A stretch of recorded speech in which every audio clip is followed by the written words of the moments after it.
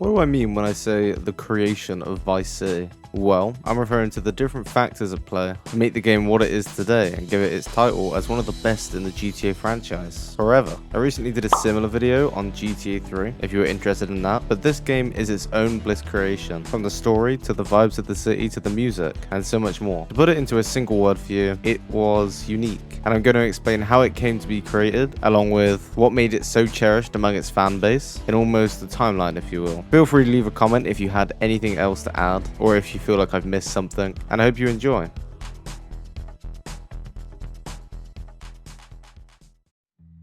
So, to talk about the game's creation, we need to go back, all the way back, to around some point in November of 2001, only 1 month after the release of GTA 3. Now, although they were developing the game for only 9 months, initial spitballing for ideas of the next GTA game began this early on. This is likely due to the success of GTA 3 and them wanting to give the fans more of this gameplay loop that consisted of being a crime lord in a massive open world sandbox where you are essentially God.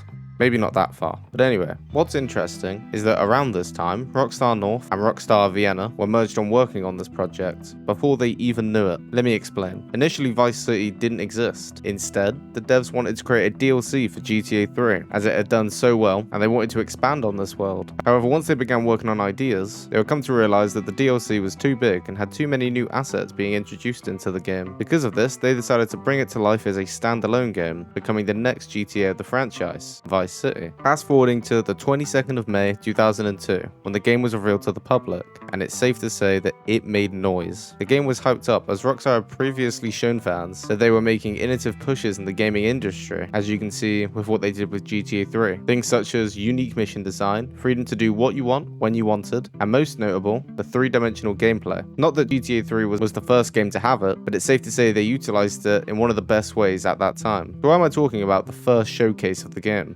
Well, this was everyone's first look at what it had to offer, but for us, it lets us see some of the changes they made from here up until its release, and allows us to look into why they might have changed some of these things. I'm not going to mention every little change they've made, but I'll mention the main ones that are interesting, starting with police car colors. Now, in case you haven't already figured it out, Vice City is based off Miami, and in real life, the colors of police cars back in 2002 look like this. Now, compared to how they looked in the first footage we saw for Vice City, you can see the resemblance. They later changed the color scheme to this, which contains a dark green texture towards the front and back of the car. I can't verify why this change was made. However, I've seen somewhere that the original color scheme was -12/1, which is an invalid ID because it can't read negative numbers, and therefore makes the color the same as the crash particles, hence the green.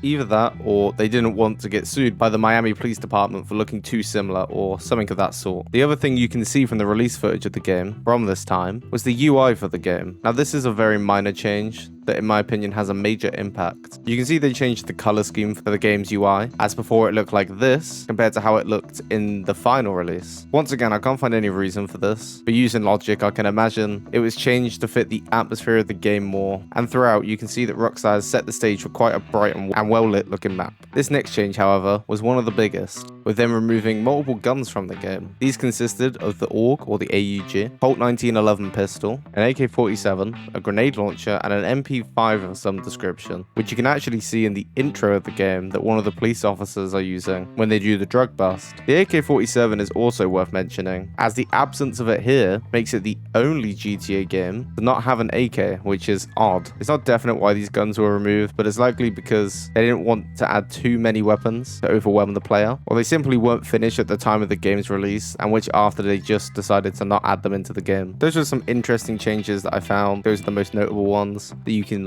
visually see, and some are even in parallel to GTA 3, like the police car color. They also changed that in GTA 3. But all of this led us up to the release of the game in 2002 on the 29th of October, and it was a massive hit, selling over 14 million copies for the PlayStation 2 alone, and later when it released for PC and Xbox, those numbers went up to around 17 million. This is around 3 3 million more copies than GTA 3, and really reflected how much the franchise was gaining attention at a time where the gaming industry wasn't very mainstream at all. So much, in fact, that the voice actor for Tommy Vercetti, which by the way is the first talking main character of the franchise, who is known as Ray Liotta, claims he only took the role for the money. Although he did an amazing job, there was no passion for the project, unlike how we see it in more modern releases, such as Arthur Morgan from Red Dead 2, voiced by Roger Clark. However, knowing this, it's amazing how many big-time actors Rockstar managed to round up for the game, and it really does help the story feel much more free-flowing and natural, as these are trained professionals, and makes them feel how these characters would feel in real life, if they were real.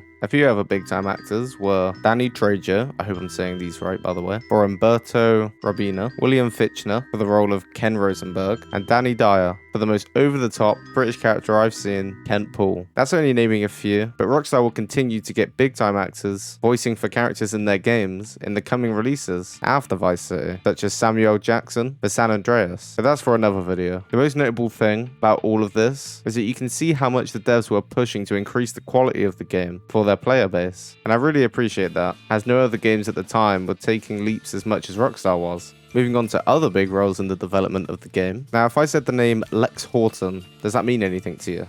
Well, to me, I think of only the best musical producer in the world. Okay, maybe not that far, but he was responsible for making the intro music for the game. And once again, as it did in GTA 3, the song captures the whole of Vice City in a 3-minute instrumental song. I mean, the almost techno sounds of the music were just so fitting for the 1980s setting. I genuinely don't think anyone could compose a more perfect song to represent this masterpiece. Whenever I load up any ordinary game, I'll typically skip the intro, especially if I've already seen it. But with this one, I would happily sit there and listen to it on repeat. In fact, I do. When I write the scripts for these videos, I listen to the music for the game that I'm talking about to kind of get me in the right mindset. And I have to tell you, Vice City has been a treat. Just sitting there listening to the music like while writing, it's just, I love it. But do you know what else is a treat? The plot of the game. This kind of ties back to what I mentioned about the voice actors and how they made the game feel much better quality. Well, this really shines in the story of the game. Each character makes the plot thicken, and you're never bored of hearing them talk. You'll never skip dialogue, and each have their own personality and unique twist, and each have their own toll on the main plot of the game. Nothing is meaningless, and every bit of dialogue has its purpose, whether it's to make you laugh or make you curious as to what might happen next within the story. Each of these personalities also perfectly pieced together with the atmosphere too. They are the exact kind of people you'd expect to see in Vice City, and with all of those factors I mentioned tied together in one package, well, that's what makes it so good and forever one of the greatest. Even down to the clothes they wear, they're just very fitting for the atmosphere, the location, and everything is just on point. But the game is 22, almost 23 years old now, so how does it hold up by today's standards? The easiest way to look at that is the numbers that the more recent trilogy edition of the Big Three, if you will, produced. That edition of the game sold somewhere between 19 and 21 million copies. Knowing that, yeah, a lot of old players returned to re-experience it, but also a lot of new players too. Obviously, I've mentioned the gaming industry wasn't very big at the initial time of these games' releases, but it's nice to know that someone somewhere got to experience these games for the first time back in 2021 when this released. And I have to be honest, I'm jealous. I'll do anything to play Vice City again for the first time. Personally though, I still get excited when loading this up. To me, it's timeless and will forever be one of my favorite GTA games of all time. Talking about where it's at now,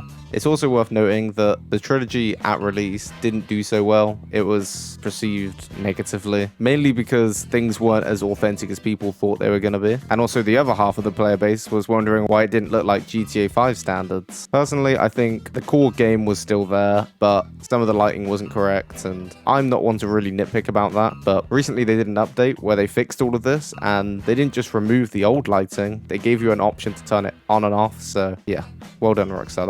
That's good. They also even made it so you could have the old movement, like the old running animations and stuff, which is always funny. I think the old GTA games have such goofy running animations, but it's just unique to that era of gaming, really. I guess now I'm just waiting for the Liberty City Stories and Vice City Stories remastered. That would truly be a great finale. And that's it. That was the history and my take on Vice City. The GTA franchise has genuinely come so far, and I've really enjoyed making these videos on them. I'll most likely do one more for GTA San Andreas, and at some point down the line, I will definitely do GTA 4, as that, in my opinion, has the best story out of all of the GTA games, including the DLCs. If you wanted to join the Discord, I'll put it in the top pinned comment. But yeah, other than that, I hope you enjoyed the video and goodbye.